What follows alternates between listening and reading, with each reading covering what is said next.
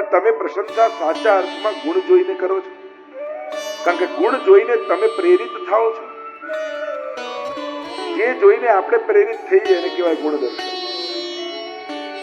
એટલે વૈષ્ણવતાને એક શબ્દમાં, એક વાક્યમાં સમજાવું તો ન ભાવે એને પણ નિભાવે એનું નામ વૈષ્ણવ. ન ગમતા લોકો જોડે પણ ઉત્તમ રીતે જે રહી શકે એ વૈષ્ણવ. અને જીવનનો મોટા ભાગનો હિસ્સો તો ન ગમતા લોકોની વચ્ચે જ માણસે કાઢવાનો હોય.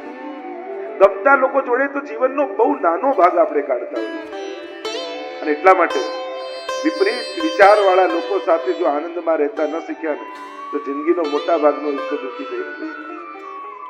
અહીંયા 16,000 કન્યાઓને પ્રભુએ મુક્ત કરી છે ભવાસુરને મારીને. કહ્યું કે તમે તમારા ઘરે જાઓ.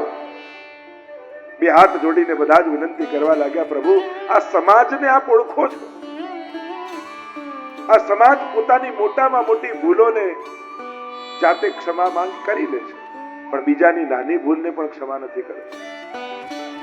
અરે એક રાતની ક્યાંક રહી જાય કન્યા તોય ગામના લોકો વાત કરે, અમે તો આટલા સમયથી આ અસુરની કેદમાં છીએ, આપ અમને ઘરે મોકલશો, આજ આપ અમને અમારા રાજ્યમાં મોકલશો તો સમાજ અમારો સ્વીકાર નહીં કરે, અમારી નિંદા કરશે, અમને જીવવા નહીં દે શાંતિ.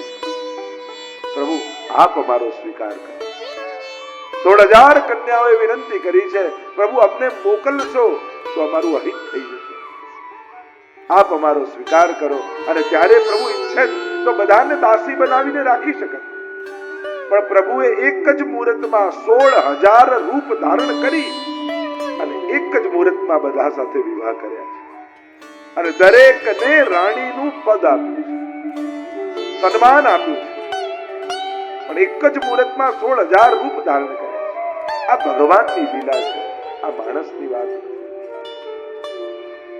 મનુષ્યો ઘણીવાર ભગવાનને લઈને, એમની લીલાઓને લઈને અનેક પ્રકારની તર્ક વિતર્ક કુતર્ક કરતા હોય, પણ કથા ભગવાન રૂપે ગવાઈ છે, મનુષ્ય રૂપે નથી. પંચાધ્યાયી પણ શરૂ કર્યું તો ભગવાન અપીતા રાત્રિ, આ ભગવાનના બધાને માન આપ્યા છે, સન્માન આપ્યા છે. આગળ ઉષા અનિરુદ્ધની વિવાહની કથા આવી, નગરાજાની કથા આવી. આ નગરાજા એટલા મોટા દાતા દાની હતા, કહેવાય છે કે વર્ષાની જેટલી બૂંદો હોય એટલી ગાયોના દાન કરેલા. કાચિંડો બનીને કુવામાં પડ્યા છે.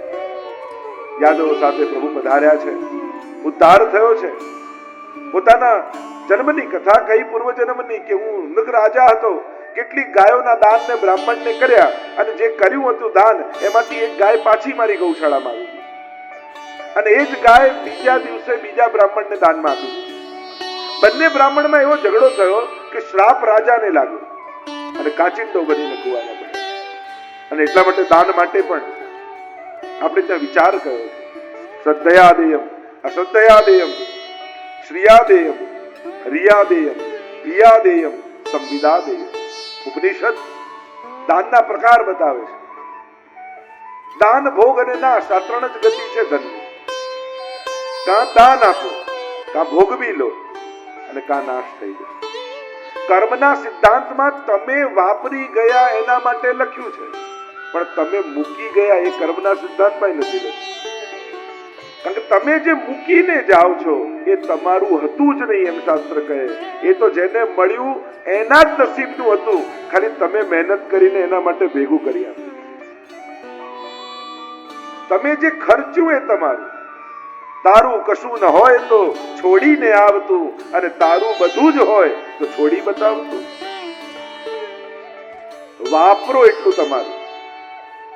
અને એટલા માટે સત્કર્મો કરવા હોય તો મારા ગયા પછી આમ કરજે, ગયા પછી આમ કરજે, એના કરતા પોતાના હાથે કરીને જાઓ. તમારા જાતે જે કરી જશો એ તમારા ભાગ્યમાં લખાઈ જશે. મૂકી ગયા અને જેના હાથે થયું એ એનું. શાસ્ત્રોમાં એના વિશે કાંઈ નથી. તમે ભલે એમ વિચાર કરો કે મારી એફડી પાકે, પણ એના પહેલા તો તમે પાકી ગયા છો. અને એટલા માટે ત્રણ જ ગતિ છે. શાસ્ત્ર તો એમ કહે કે જે ભેગું કર્યું બધું મૂકીને લઈ જવાનો કોઈ રસ્તો નથી. મારી પાસે છે રસ્તો.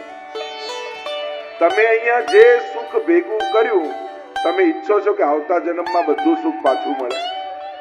આ તો શું લઈ જવાનો રસ્તો નથી ને, એટલે બધા છોકરા ઉપર કરે તમારા માટે આટલું આટલું મૂકીને જઈશ, તો છોકરા કે લઈ જાઓ ને ભેગું, અમે ક્યાં ના પાડીએ? રસ્તો છે નહીં, એટલે આપણે ઉપકાર રૂપે ખપાવીને જઈએ. તમે કાંઈ નહીં કરો તો ચાલશે, કોઈના કરવાથી એના ભાગ્યમાં હશે જ એને મળવાનું. પણ અહીંયા બધું જ ભેગું કરેલું સુખ આવતા જન્મમાં લઈ જવું હોય તો મારી પાસે રસ્તો છે, અને રસ્તો એક જ છે.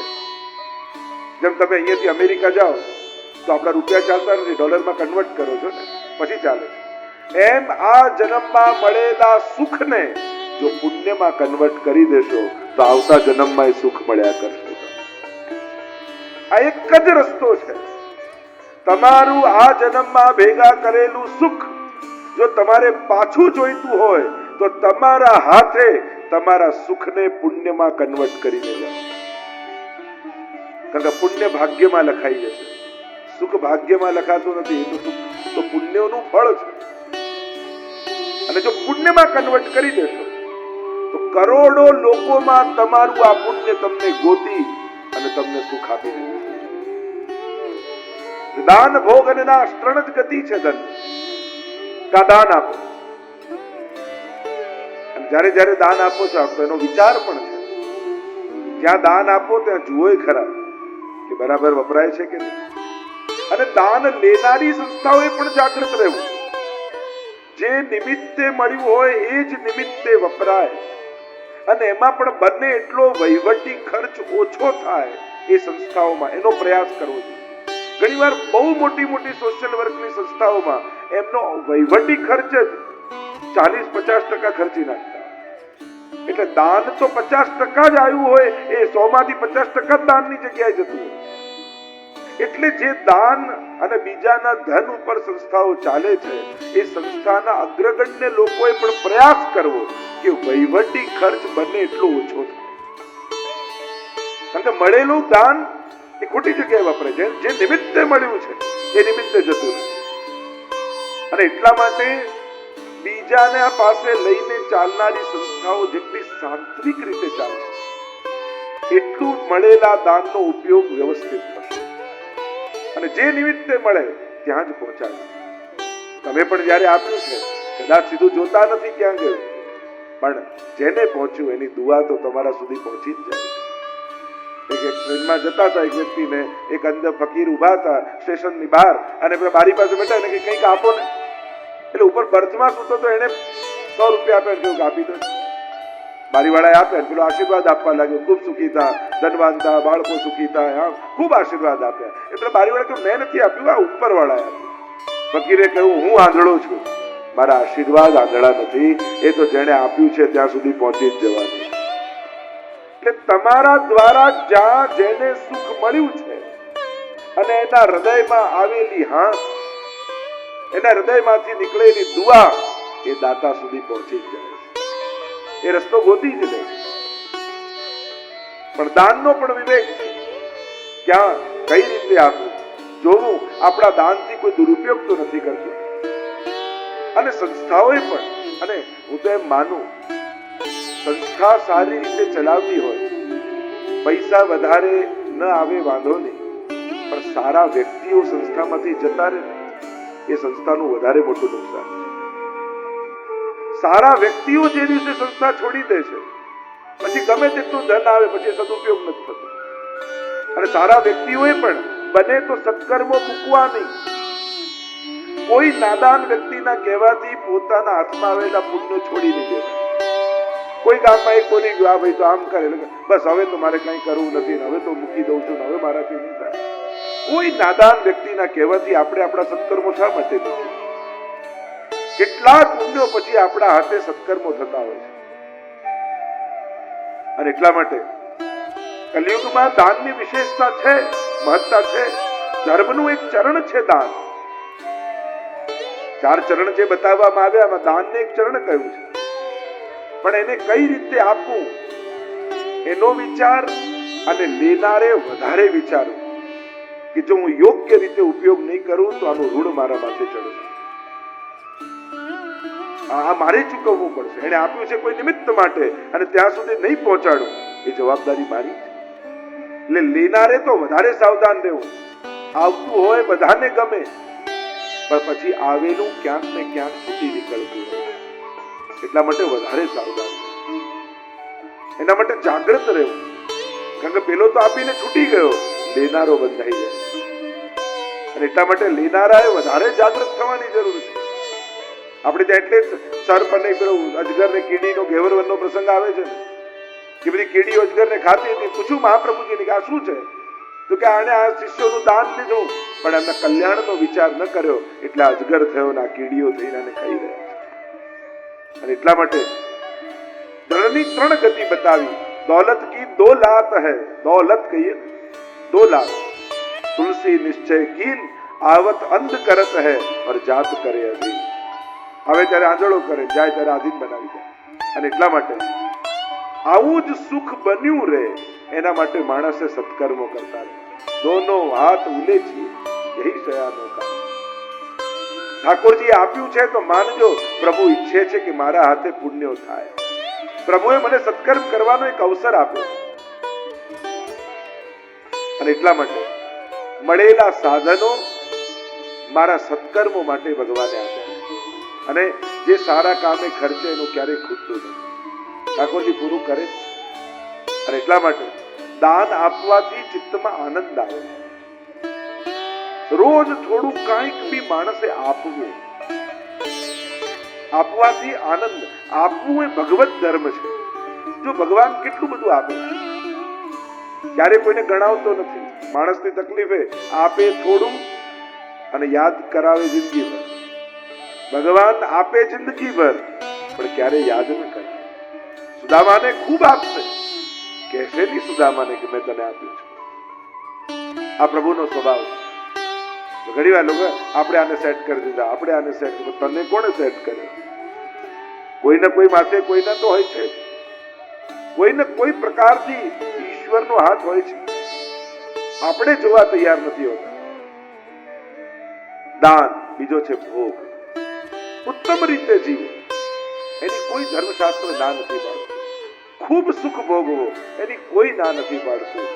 ખૂબ સુંદર સુંદર ખાઓ, કોઈ ના નથી પાડતું. પણ એવી જગ્યાએ ઉભા રહીને ના ખાઓ કે કોઈ ભૂખ્યાને એની ભૂખ યાદ આવે. એવી જગ્યાએ એવી રીતે સુખ ન ભોગવો કે કોઈ દુઃખીને એનું દુઃખ યાદ આવે. એટલે સુખ ભોગવવા માટે છે, બતાવવા માટે. અને એટલા માટે સુખનું પ્રદર્શન ઘટાડી સુખને ભોગવો એનું કોઈ ના નથી. ધર્મ તો ઈચ્છે છે કે માનવ માત્ર સુખી થાય. દરેકના જીવનમાં સુખ સંપત્તિ આનંદ આવે. એમ ધર્મશાસ્ત્રોમાં એના મંત્રો છે, લક્ષ્મીજીના સ્તોત્રો છે, ધનવાન થવાના ઉપાયો શાસ્ત્રોમાં છે. એના મંત્ર આદિની ઉપાસના કહી છે કે ધન ધાન ને લક્ષ્મી પ્રાપ્ત થાય એવા આશીર્વાદો ભૂદેવ આપે છે. ધન મેળવવું આ ધર્મ નથી, પણ ધનને એવી રીતે વાપરવું, એવી જગ્યાએ વાપરવું કે જ્યાં બીજાને એના દુઃખોનું ભાન થાય. ત્યાં ક્યાંક ખૂંચવા લાગે છે ધર્મ. અને એટલા માટે ભોગવવાનો વાંધો નથી, બને એટલું પ્રદર્શન ઓછું થાય. ભોગ અને નાશ. ત્રીજો છે નાશ. જો આ બે કાર્ય ન કર્યા, કા પોતાના માટે ન વાપર્યું, કા બીજાને ન આપ્યું, તેનો નાશ થઈ જશે. કા ખોટા લોકો લઈ જશે. એક વસ્તુ યાદ રાખો, તમારા બાળકો હોશિયાર હશે તો કમાઈ જ લેવાના છે, અને બગડેલા હશે તો ઉડાડી જ દેવાના છે. તો ભાઈ તમે તમારું કરી જાઓ. એ લોકો એના કર્મોનું કરવાના જ છે. હોશિયાર છે તો કમાવાના જ છે, અને બગડેલા છે તો તમે તેટલું મૂકીને જાઓ, ઉડાડી જ દેવાના છે. જો સાહિત્યકારો કહે ને કે સારો છોકરો એ ખેતી કરે અને બગડેલો એ બિન ખેતી કરીને વેચી નાખે. તો યા ભોગો યા નાશ. અને એટલા માટે 3 ગતિ બતાવી. નગરાજાએ દાન આપ્યું ને ભૂલ થઈ, અને એટલા માટે કયું શ્રદ્ધાથી આપો. જ્યારે પણ આપો ખૂબ શ્રદ્ધાથી આપો.